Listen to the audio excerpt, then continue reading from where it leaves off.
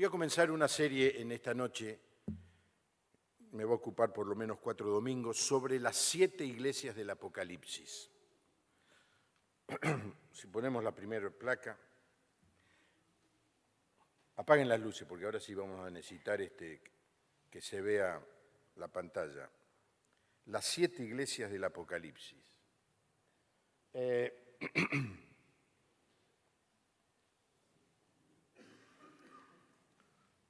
Todo el día, toda la noche están las luces apagadas y ahora que necesito que apaguen las luces, no las pueden apagar.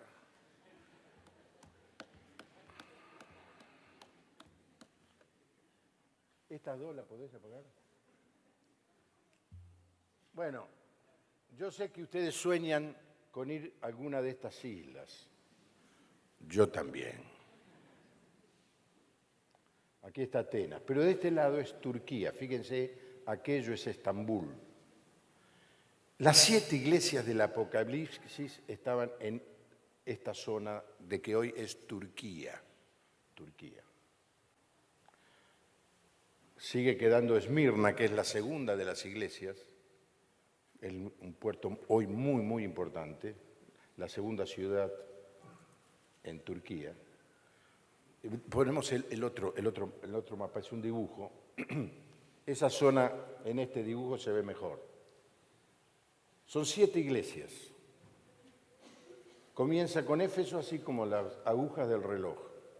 Algunos dicen que era el orden de los que llevaban el correo que venía de Roma.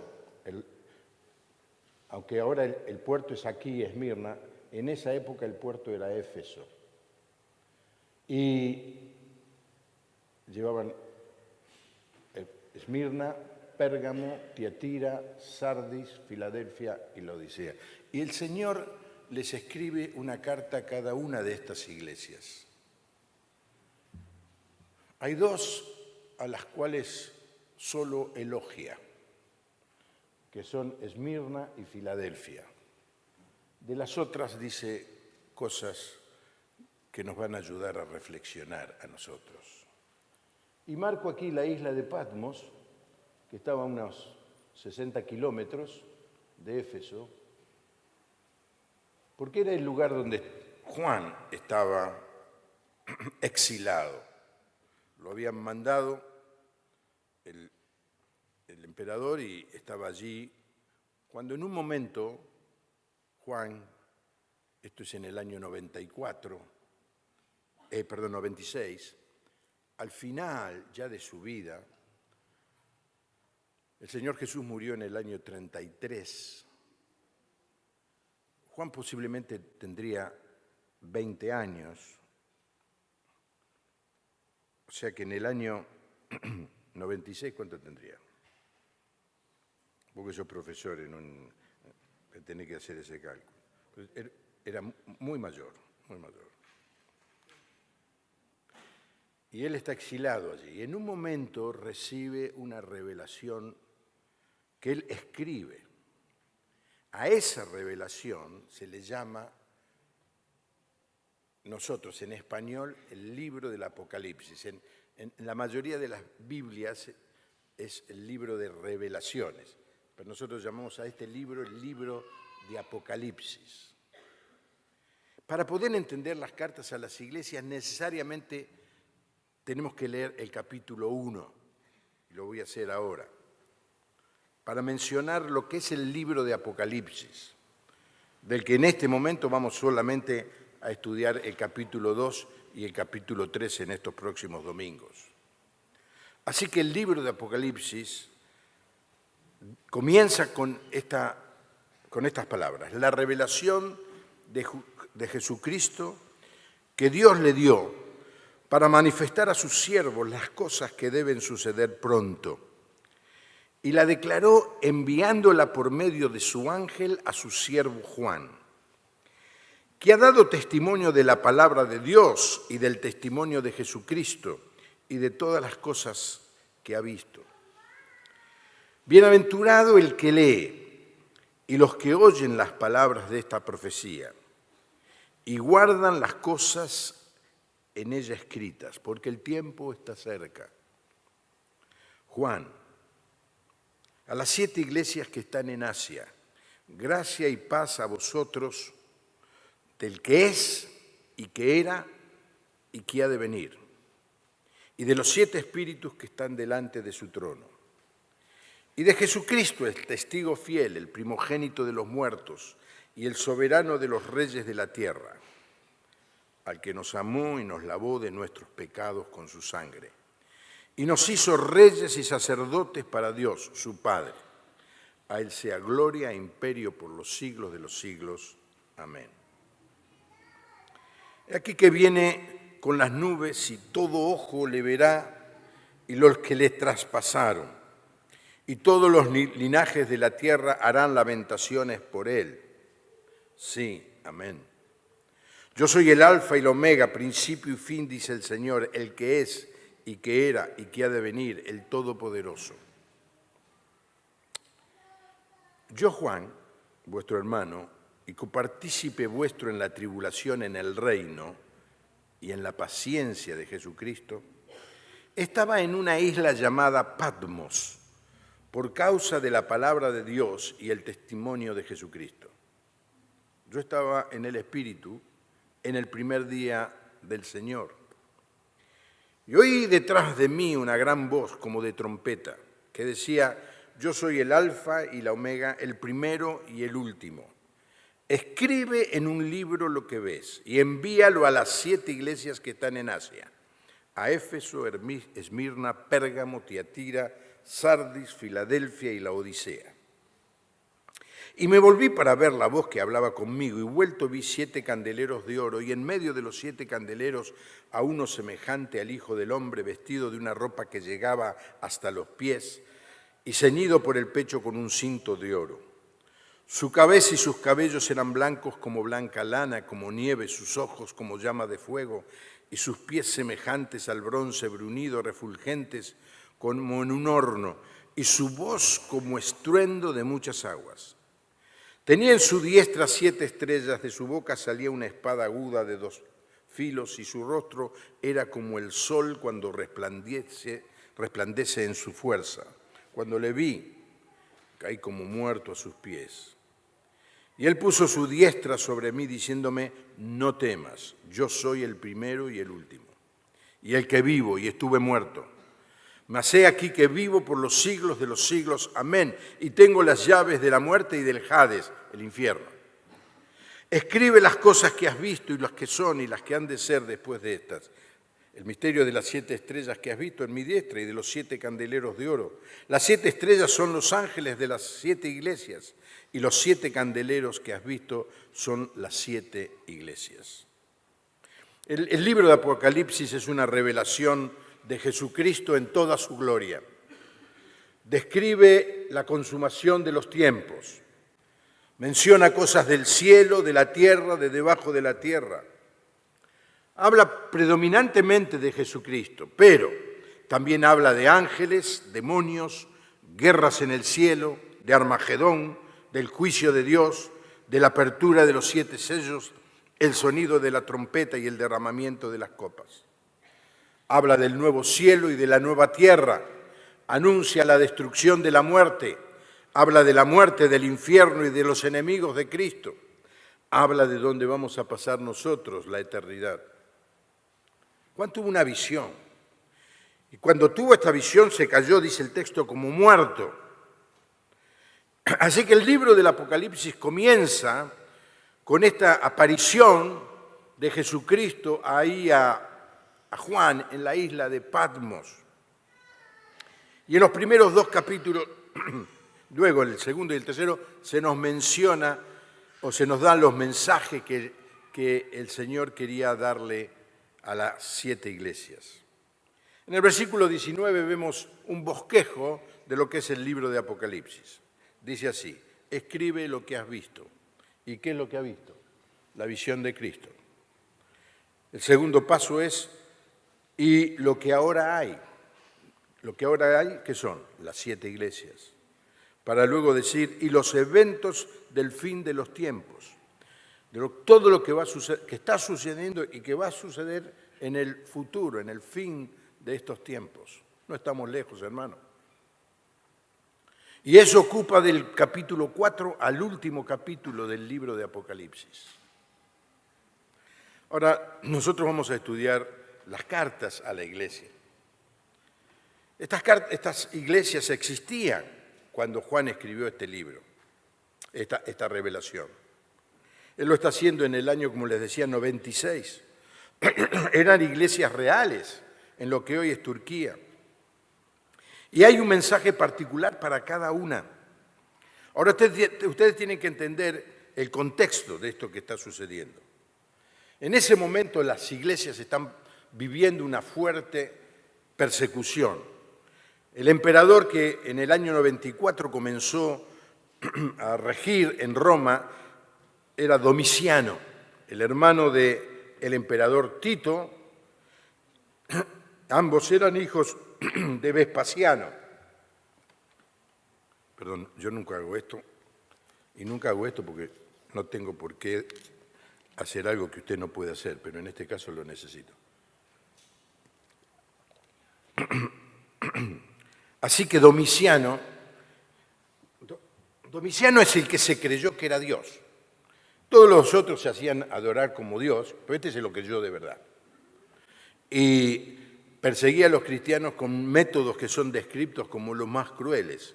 Hacía hervir a la gente en aceite. Les apretaba los dedos. Le metía entre la uña y el dedo cosas para provocar dolor y después las mataba. ¿Y por qué los perseguía? ¿Qué hacían de malo los cristianos? En el momento del que estamos hablando, año 96, estamos con una segunda generación de cristianos. Los que se habían convertido del año 30 al año 60, póngale al 70, era la primera generación. Pero ahora estaban viviendo esto en el año 96, una nueva generación, una segunda generación. Y eran perseguidos. ¿Y por qué eran perseguidos? Por 5 cosas. Primero, su celo misionero y evangelístico. Ellos todo el tiempo estaban pensando, los cristianos de todas las iglesias, y no solamente estas, de las demás, cómo hablarle a otros del Señor, cómo hablarle a otros del Señor. Y algunos dejaban sus casas y se iban a fundar iglesias en donde pudieran. Los perseguían por eso. En segundo lugar, los perseguían porque ellos decían que debían obedecernos. Nuestra obediencia era al Rey de Reyes, al Señor, no a César. Esto al César no le gustaba, era una de las razones por la que más los perseguía. Además, ellos enseñaban que no había que inclinarse ante ídolos paganos. En aquel momento la política utilizaba el paganismo como un medio de dominación. No hemos descubierto nada nuevo, hoy sucede exactamente lo mismo. Los políticos quieren usar a las iglesias. Lamentablemente, algunas iglesias se dejan usar. En cuarto lugar, se los acusaba de caníbales, porque cuando celebraban, como hicimos en esta noche, la Cena del Señor, hablaban de comer el cuerpo de Cristo y beber la sangre de Cristo. Caníbales. Inclusive se había corrido la voz de que también se comían a los bebés. Y por último, los menospreciaban porque decían, es lo peor del mundo. Así que Domiciano trató de aniquilarlos. Claro que tuvo un rapto de cierta sensatez y Juan era demasiado mayor como para hacerle sufrir esto. Entonces a Juan lo exiló, lo metió arriba de un barco, lo hizo llevar a Patmos. Patmos era conocido porque en el viaje en barco de Roma a Éfeso era la primera escala saliendo de Éfeso y la última escala antes de llegar a Éfeso. Los barcos viajaban de día y se metían en algún lugar de noche. Patmos era ese primer lugar, por eso era un lugar conocido. La iglesia era odiada en ese tiempo, y es igual que es odiada hoy. Porque la iglesia que honra a Jesucristo necesariamente va a contramano de la cultura dominante. Y Domiciano perseguía estas 7 iglesias, y entonces el Señor les da un mensaje, pero no es un mensaje pasajero, es un mensaje muy profundo. porque estaban siendo perseguidos. Y no era nada nuevo ni algo que ellos descubrían de casualidad. Ellos sabían que iban a sufrir. Déjenme decirle que las iglesias en el contexto del sufrimiento crecen más que las iglesias en el contexto de la comodidad. Es misterioso, pero es así. Por ejemplo, Pablo les había dicho a los, en un mensaje que dio en el capítulo 14 de Hechos, después de anunciar el evangelio a aquella ciudad y de hacer muchos discípulos, volvieron a Listra, Iconio y Antioquía, confirmando los ánimos de los discípulos, exhortándoles a que permaneciesen en la fe y diciéndoles, es necesario que a través de muchas tribulaciones entremos en el reino de Dios. Vamos a sufrir. Jesús había dicho, en el mundo tendréis aflicción.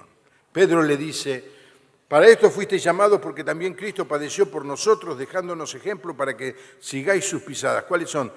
¿Qué es el ejemplo que nos dejó? El del sufrimiento, el de ser perseguido.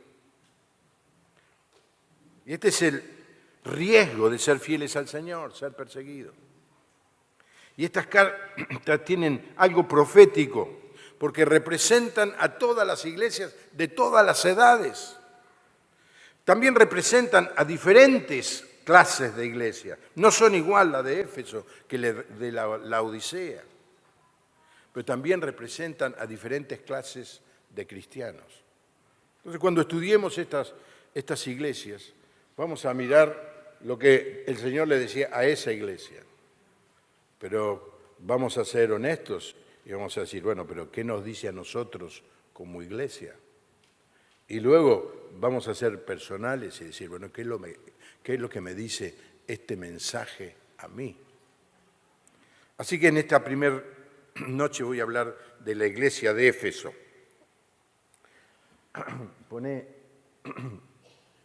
la iglesia de Éfeso, la ciudad. Voy a hablar primero de la ciudad.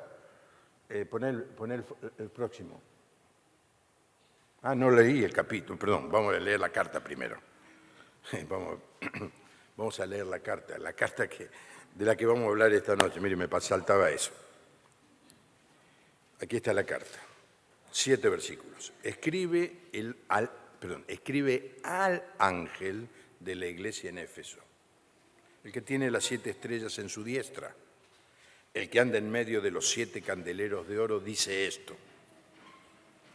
Yo conozco tus obras y tu arduo trabajo y paciencia, y que no puedes soportar a los malos, y que has probado a los que dicen ser apóstoles y no lo son, y los has hallado mentirosos. Y has sufrido y has tenido paciencia, y has trabajado arduamente por amor de mi nombre, y no has desmayado. Pero tengo contra ti que has dejado tu primer amor. Recuerda, por tanto, de dónde has caído, y arrepiéntete y haz las primeras obras, pues si no, vendré pronto a ti y quitaré tu candelero de su lugar, si no te hubieres arrepentido. Pero tienes esto, que aborreces las obras de los nicolaitas, las cuales yo también aborrezco.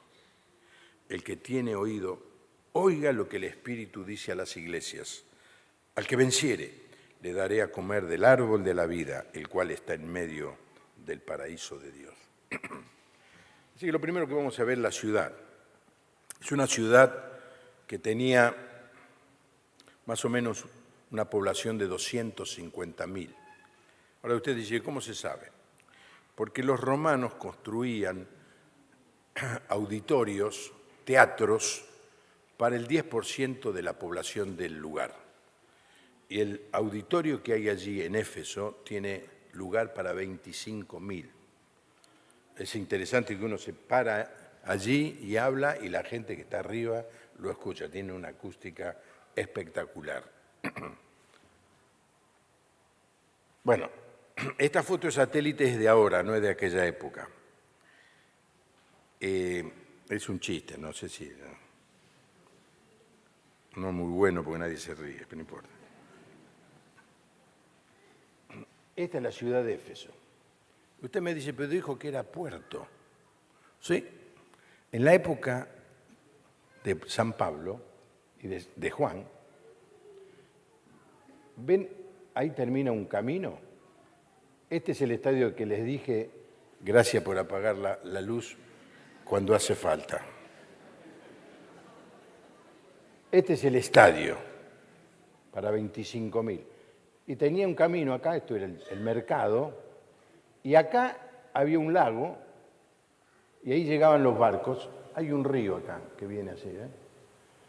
Lo que pasa es que con el tiempo, el sedimento que trajo el río y cambio geológico, no sé qué, ahora quedó como a 6, 7 kilómetros de la costa. Pero antes esto, aunque parezca mentira, aquí era el puerto más importante de Asia.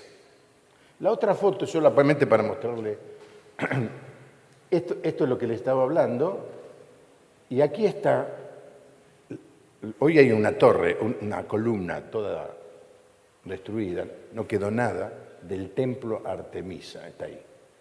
Gracias. Sí. Así que era una ciudad muy importante.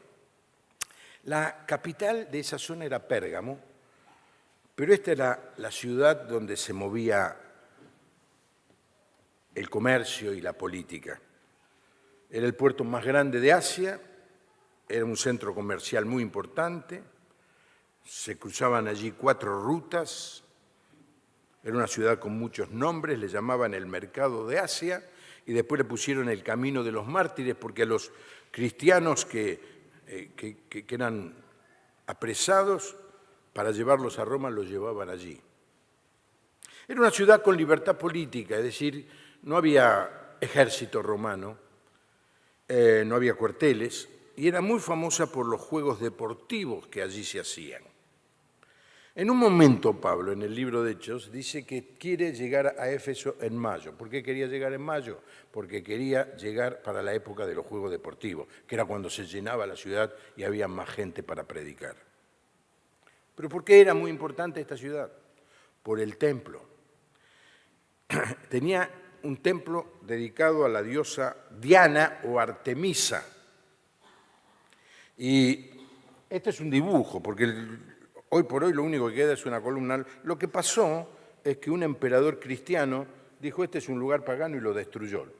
Hubiera dejado un poquito más, pero dejó solo una columna. ¿Saben? Los que conocen más o menos el tamaño del Areópago de Atenas, este es 4 veces más grande que el Areópago de Atenas. Era una cosa impresionante. Al punto que es una de las 7 maravillas del mundo antiguo. Se coleccionaba arte. Era un santuario de criminales. La ciudad era libre, significaba que los criminales que andaban por allí podían vivir en la zona del templo y nadie los podía apresar. Dado que era un lugar muy seguro, funcionaba como banco. Yo no tengo la menor idea que habría caja fuerte, no sé, al lado de los criminales un banco, pero bueno, así era. Y también era un centro de comercio, era el lugar donde se hacían los grandes negocios. Y adoraban a la diosa Diana, que es la próxima foto, la diosa Diana de la fertilidad. Fíjense, no tenía 2 senos, tenía un montón. Así la hacían a la diosa. Y vendían de esta estatuilla a morir. Ese era un gran negocio de la ciudad. Ahora, el templo estaba lleno de eunucos, entiendo que saben qué es un eunuco, sacerdotes, prostitutas, cantantes, instrumentistas. Era una celebración, una orgía fastuosa. Al punto que un filósofo griego, Heraclito, dijo que la moral del templo era peor que la moral de los animales, porque los animales no se automutilaban. En aquella época había gente que se automutilaba, pero no se cortaban un dedo particularmente, se cortaban otra cosa. Sin embargo, en el medio de esa ciudad había un grupo de cristianos que honraba, amaba al Señor y que quería llevar el Evangelio a esa gente. La predicación del Evangelio produjo un lío bárbaro y los que hacían estas estatuillas que vimos recién, o que están allí, se armaron un alboroto que duró un buen rato. Y usted me dice, ¿de dónde sabe eso? Lean Hechos 19 y Hechos 20. En Hechos 19 se cuenta todo lo que pasó en ese momento en la ciudad de Éfeso, cuando Pablo estaba allí y había una autoridad espiritual en el apóstol, sanaba enfermos, liberaba demonios, le traían las prendas de los enfermos y se curaban. Un movimiento que, claro, hacía que hubiera un tremendo crecimiento de la iglesia, y a medida que crecía la iglesia bajaba el negocio de lo que fabrican artesanías, artesanía de este tipo de cosas, ¿no? Paganos, santerías. Y entonces hicieron un lío bárbaro, no lo voy a contar, léanlo en Hechos 19. Segundo lugar, el autor de la carta. ¿Quién es el que escribe? No es Juan, porque está clarísimo que es Juan es el que anota, que escribe, el escribiente. Fíjense que dice, escribe al ángel de la iglesia en Éfeso. ¿Quién es el ángel? El pastor, el líder de la iglesia. Posiblemente los 7 líderes de estas 7 iglesias vinieron a Patmos y Patmos les dio una copia a cada uno de ellos del libro de Apocalipsis, entre los que estaba una carta dirigida a esa iglesia en particular. Y fíjense quién es el que escribe, el que tiene las 7 estrellas en su diestra, el que anda en medio de los 7 candeleros de oro. Es más o menos la misma descripción del capítulo 1 que leímos antes. Me volví para ver de quién era la voz que me hablaba y al hacerlo vi 7 candelabros de oro y en medio de 7 candelabros vi a alguien que parecía ser un hijo del hombre. Así que el escritor de estas cartas es el mismo Señor Jesús. Ahora vamos a hablar, en tercer lugar, de la iglesia. Era una iglesia extraordinaria, fantástica. Tenía una fortaleza espiritual y una de las razones de esta es que tuvo los mejores pastores que había en la época. La iglesia, es cierto que se le adjudica a Pablo la fundación, pero cuando llegó Pablo a Éfeso, ya estaba Aquila y Priscila, que era un matrimonio, ya estaban evangelizando. Aparte, se había sumado a ellos un hombre de mucha elocuencia, se llamaba Apolo.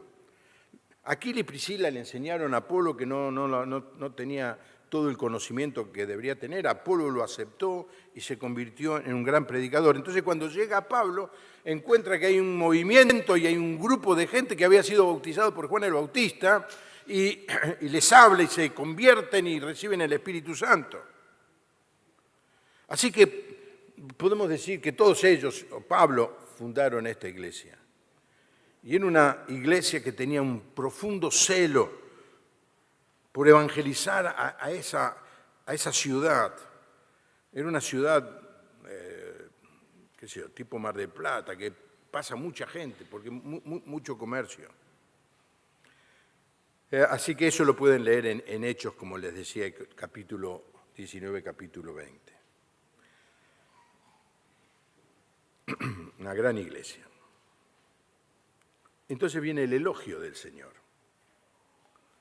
El Señor la elogia a esta iglesia y le dice, yo conozco tus obras y tu arduo trabajo y paciencia, y que no puedes soportar a los malos, y has probado a los que dicen ser apóstoles y no lo son, y los has hallado mentirosos, y has sufrido y has tenido paciencia y has trabajado arduamente por amor de mi nombre y no has desmayado. ¡Qué elogio! ¡Qué elogio! Fíjense, quiero señalar esto, por amor de mi nombre. Ustedes están trabajando, se están esforzando, están sufriendo por amor a mi nombre. ¡Qué bueno! Miremoslo. Y hay otro elogio más. Después del versículo 4 y 5 viene el 6. En todas las Biblias sucede lo mismo. Pero tienes esto, que aborreces las obras de los nicolaitas, las cuales yo también aborrezco. Otro elogio más. ¿Cuáles son los elogios? Yo conozco tus obras y tu arduo trabajo. Cuando dice arduo está hablando de trabajo hasta no dar más, hasta nivel de caer exhaustos. Trabajaba en serio. Y la verdad que este es un gran problema en el día de hoy porque la mayoría de las personas lo último que quiere es servir, quiere trabajar. Están de moda muchas iglesias en las que si usted va es solamente un espectador. Y son lindas iglesias, ¿eh? Ofrecen un producto como espectáculo perfecto. Y lo mejor de todo es que no impulsan, no motivan a trabajar, a servir. No era esto el caso de Éfeso, era una iglesia donde todos trabajaban. La segunda cosa, su paciencia y su constancia. Paciencia para soportar la persecución. Y la otra versión dice constancia. Constancia para estar, para quedarse, para seguir. Hay muchos creyentes que lamentablemente no son constantes. Empiezan en un ministerio y lo dejan. Empiezan a asistir a una célula y la abandonan.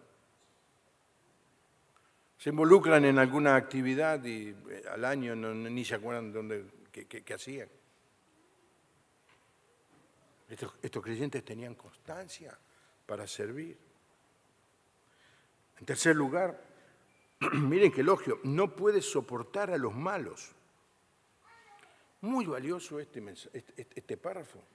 Era una iglesia que no aceptaba el pecado. Cuando aparecía el pecado, lo sacaban de la iglesia. Por supuesto que debemos incluir a todos, pero al pecado no. Yo a veces discuto conmigo mismo si no deberíamos ser más severos con algunos hermanos que asisten a la iglesia. Y claro, uno no puede aseverarlo, pero viven una doble vida. O una vida que no está bien, no hace falta explicar. Nadie dice nada. Los hermanos que saben que eso está sucediendo hacen mutis en el foro, boca chiusa, no se meten. Eso es falta de amor al Señor, eso es falta de amor a la iglesia. Porque el Señor, Pablo le dice a los creyentes, ¿no sabés que un poco de levadura leuda toda la masa? Entonces, ¿cómo se arruina una iglesia? Cuando todos son pecadores, ¿no? Con una familia, algunos, con el veneno del pecado, arruinan las iglesias, quedan fermentadas por el pecado y se arruina todo el pastel. Ya Pablo les había dicho a esta iglesia, no le deis lugar al diablo. Y era una iglesia que se preocupaba de no permitir el pecado dentro de la iglesia. Yo te llamo, hermano, a que seas celoso en cuidar este tema dentro de la congregación. Si hay alguien que no anda bien, confiese su pecado, arregle lo que tenga que arreglar. Por amor al Señor y por amor a la iglesia. Bueno, pero que lo que yo hago, ¿qué puede pasar? Y pasa. El diablo toma espacio, encuentra un lugar.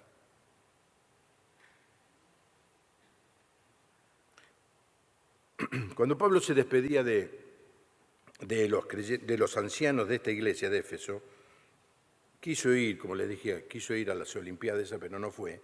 Después pasó con un barco y los llamó a Mileto, que está al sur como 60, 70 kilómetros.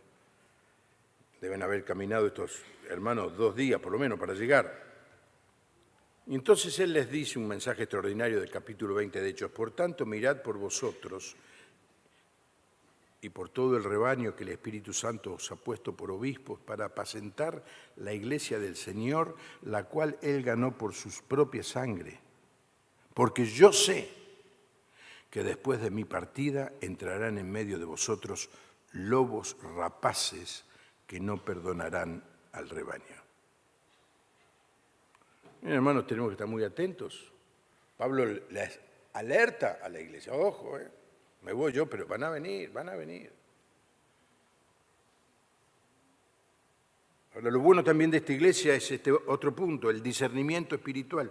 Dice, y has probado a los que dicen ser apóstoles y no lo son, y los has hallado mentirosos. Cuando aparecía alguien, entraba en la iglesia, claro, usted dice, pero ¿cómo era eso? No era como ahora es el culto. En ese momento había reuniones en casas y el que venía podía hablar, podía dar su opinión. Y venía gente y traía falsas doctrinas. Y ellos se tomaban el trabajo de estudiar a estos que venían de visita. Y sabían discernir. ¿Por qué? Porque conocían la verdad. Estudiaban todo lo que podían la palabra de Dios, lo que les iba llegando.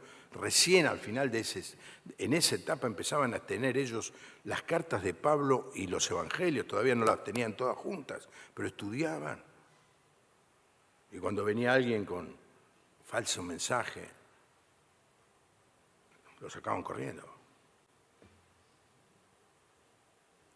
Y hay dos tipos de falso mensaje. El falso mensaje del legalismo. Venían los judaizantes a hablarles de que tenían que cumplir las leyes judías, si no, no iban a ser verdaderos cristianos, que los hombres se tenían que circuncidar, tenían que celebrar las fiestas y todo eso. Eso es legalismo. Pablo dice eso, no, nosotros vivimos por gracia, estamos en la era de la gracia. Pero venían los otros también, los falsos maestros liberales, decían, si sos creyente, bárbaro, puedes hacer lo que querés, la gracia de Dios cubre todo. Podés vivir con 4 mujeres a la vez y que podés, cuando digo si podés, no debés. Podés hacer lo que querés, robar, mentir, la gracia de Dios cubre todo. Estos sabían que eso era mentira. Y lo último es el elogio del versículo 6. Tienes esto que aborreces a las obras de los nicolaitas, los cuales yo también aborrezco. Otras versiones dicen, la que yo también odio.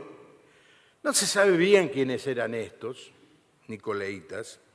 Es cierto que uno de los diáconos de Hechos 6 se llamaba Nicolás.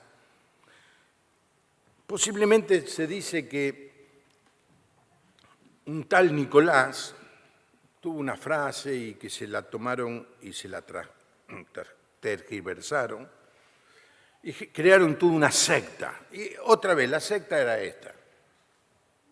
Está todo bien. Vamos por adelante. Se puede hacer lo que se quiera, total, la gracia nos perdona todo.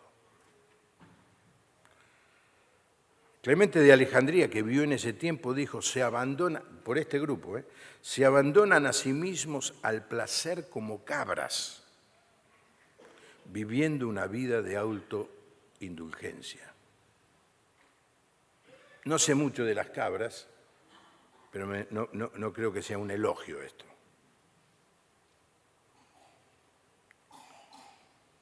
Pablo le había dicho a los creyentes de Galacia, porque vosotros, hermanos, a libertad fuisteis llamados. Hoy, ¿qué fue? Jorge, que habló de la libertad. Claro que el Señor nos hizo libres. Una de las cosas que cantamos es que somos libres. ¿Libres de qué? Del pecado, de las ataduras de Satanás. Pero no existe la libertad absoluta. Cuando uno deja de ser libre del pecado, es para convertirse en siervo del Señor. No, solamente que no uséis la libertad como ocasión para la carne. Somos libres, podemos hacer lo que queremos. Yo soy un adulto, puedo hacer lo que quiera. Yo soy viudo, divorciado, ya puedo hacer lo que quiera porque ya lo hice. El veneno del pecado. Y algo hay que hacer.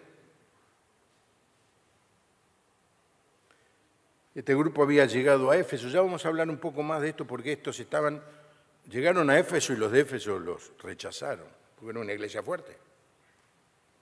Pero en Pérgamo se metieron adentro de la iglesia Y ya vamos a ver lo que le dice el Señor a la iglesia a Pérgamo el domingo que viene. Ahora viene la condena, el momento triste de la carta. Pero tengo contra ti que has dejado tu primer amor. Otra versión dice, tengo una cosa contra ti, que ya no tienes el mismo amor que al principio. Leímos esta carta y decimos, esta es una iglesia fantástica. Tenía sana doctrina, sabía lo que creían, rechazaban el pecado, amaban al Señor. Pero ahora el Señor le dice, ¿saben qué? Te estás enfriando. Ya no sos el mismo de antes.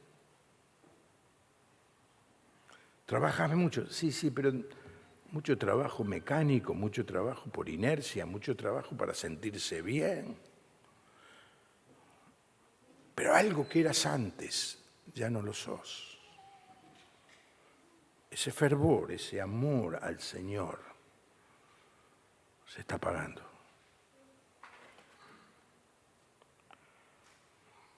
El Señor le preguntó a Pedro, ¿me amas? ¿Se acuerdan? Lo mencionó Marcos Vidal el domingo pasado. 3 veces Pedro le dijo, sí, Señor, te amo. ¿Cuál era el primer amor que se estaba perdiendo? El amor al Señor.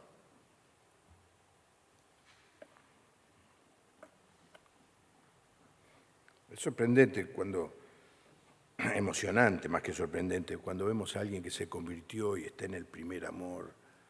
Qué gozo que tiene, qué ganas de cantar, qué ganas de leer la Biblia, qué ganas de hablarle a otros del Señor, de invitar a sus amigos. Ese primer amor. En segundo lugar, que es consecuencia de este primer amor, es el amor a los hermanos, el amor a la iglesia. Cuando dejamos de amar al Señor, perdemos el amor por los hermanos. Nos decía Marcos Vidal el sábado pasado, nuestra relación vertical condiciona nuestra relación horizontal. Voy a parafrasear 1 Juan 3, versículo 14 al 17. Si decís que amás a Dios, pero no amás a tu hermano, sos un mentiroso, porque el amor que tenés a tu hermano prueba el amor que decís tener a Dios. Es así. Cuando un creyente deja de amar al Señor, deja de venir a las reuniones, no siente nada. Al desconectarse del Señor, ya cantarle al Señor hasta lo hace sentir mal. Decirle te amo cuando no es, lo hace sentir un hipócrita. No quiero ser hipócrita. Entonces, en vez de recuperar el amor, dejo de cantar y dejo de venir porque ya mi hermano no me interesa. Me amo. Yo me amo. Shirley MacLaine, cuando empezó con la nueva era, no sé cuánto vieron esa escena en la playa en California diciendo, yo me amo, yo soy Dios.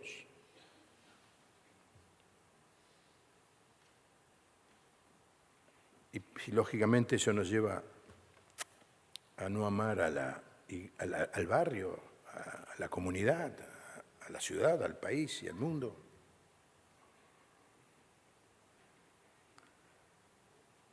Este, hermano, es el cachetazo más fuerte que el Señor nos puede dar en esta noche. Encontrarnos a cada uno de nosotros y decís, ¿me amás? Pero ¿sabes qué? Estás perdiendo el primer amor.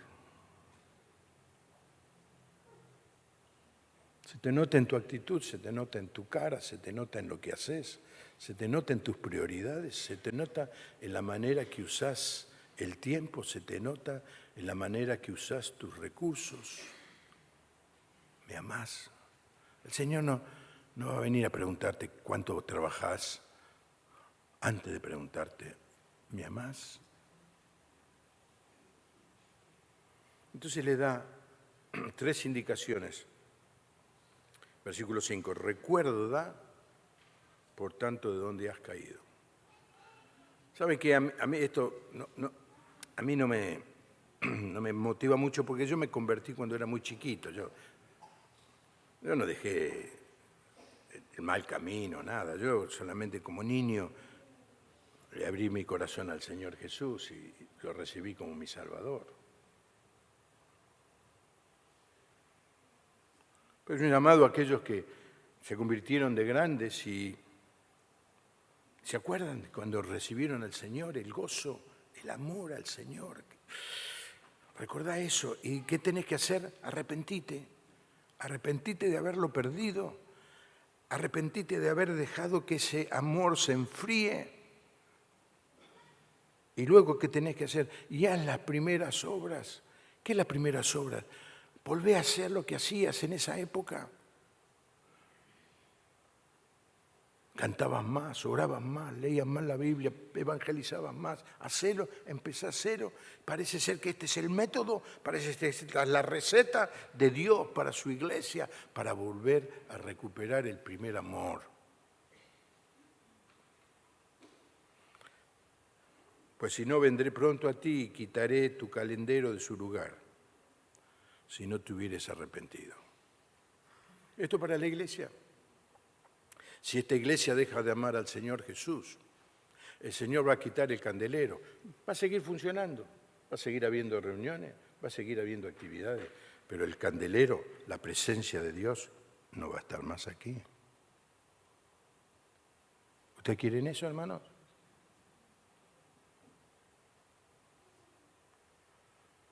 Arrepiéntete.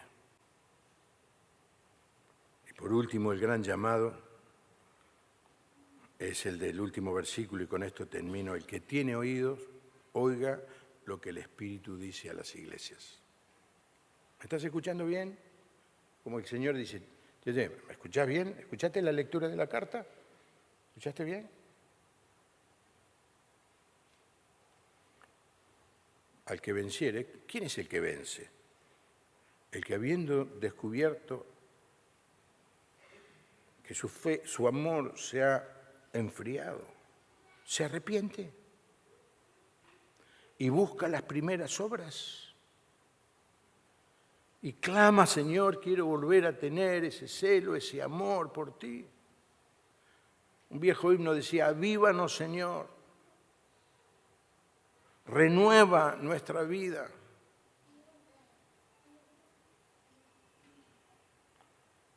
Y luego dice, para los que vencen, les está hablando de la eternidad: les daré a comer del árbol de vida, la cual está en medio del paraíso de Dios. Cuando terminó la reunión, una hermana emocionada, porque había estado estudiando el tema del árbol de la vida en esta semana, me dice,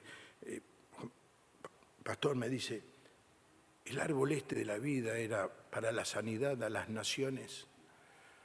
Vamos a orar, dice, para que el Señor nos dé un adelanto de esa sanidad en los hermanos que están enfermos en la congregación. Me sorprendió la exégesis que hizo del texto la hermana. Pero algo glorioso está para darnos el Señor. La iglesia de la puerta abierta. Si el Señor viniera, ¿nos diría esto? Claro, pero la iglesia somos nosotros, las personas. Habrá algunos que están fervorosos en su primer amor y otros no. Así que este es un mensaje para la iglesia, pero también un mensaje para cada uno.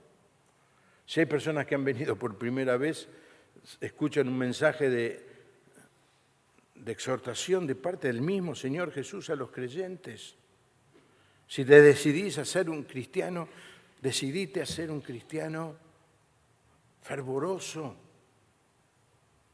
Cuando veamos la última de las iglesias, la Odisea, por ser tibia, dice el texto, que hace el Señor, la escupe de su boca.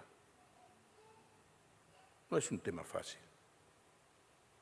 es una exhortación fuerte, para que nos la llevemos en el corazón y podamos decir: Señor, quiero volver al primer amor. Bueno, inclinamos nuestro rostro. Quiero volver al primer amor.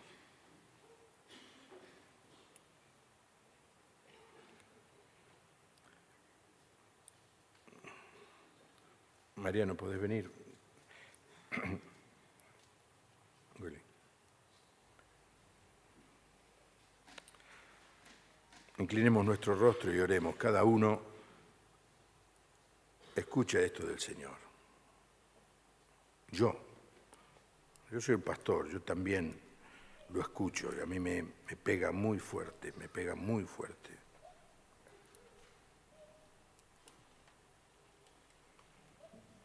El Señor nos llama a arrepentirnos.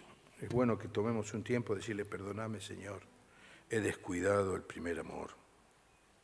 Me he entretenido, me he distraído, me he enredado en muchas cosas que me han hecho apagar ese amor que alguna vez te tuve. Quiero recuperar eso, Señor, que tu Espíritu me ayude. Haga el milagro de ablandar mi corazón, de poner fuego en mis sentimientos hacia ti, Señor.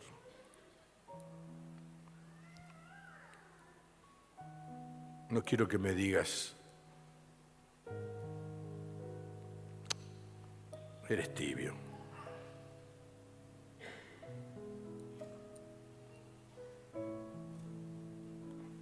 Renuévate.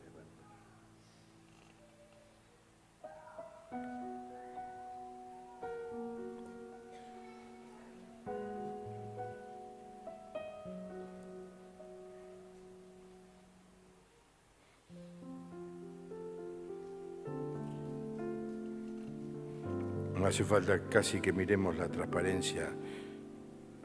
Renueve, Señor Jesús. Ya no quiero ser igual.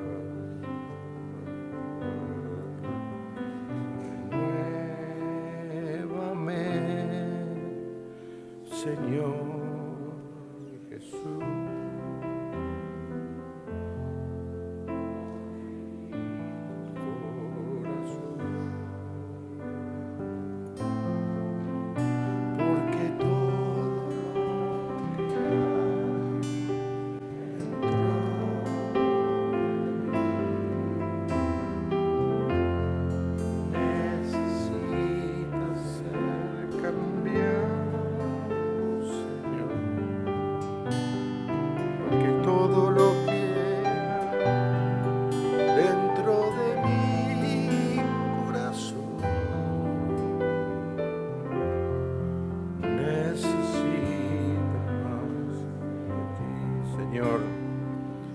Cantamos con todo nuestro corazón. Renuévame, Señor Jesús. Ya no quiero ser. Amén. Amén.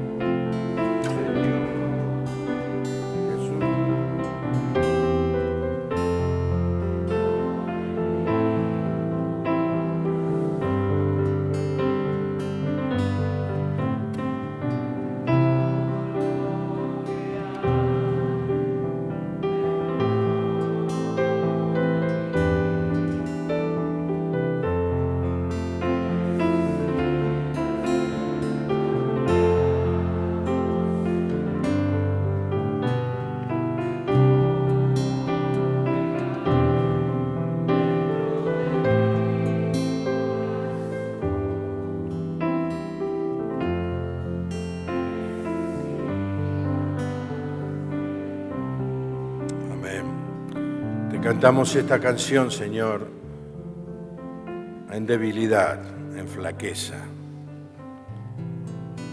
Necesitamos que renueves nuestra vida. Llénanos de tu amor, Señor. Podamos amarte con todo el corazón, amar a los hermanos, a tu iglesia, amar al mundo, nuestros familiares, nuestros vecinos, este país en el que vivimos. Danos ese amor que nos haga diferentes. Te lo pedimos esto en el nombre del Señor Jesús. La iglesia dice, amén. Que tenga una buena semana. Dios le bendiga.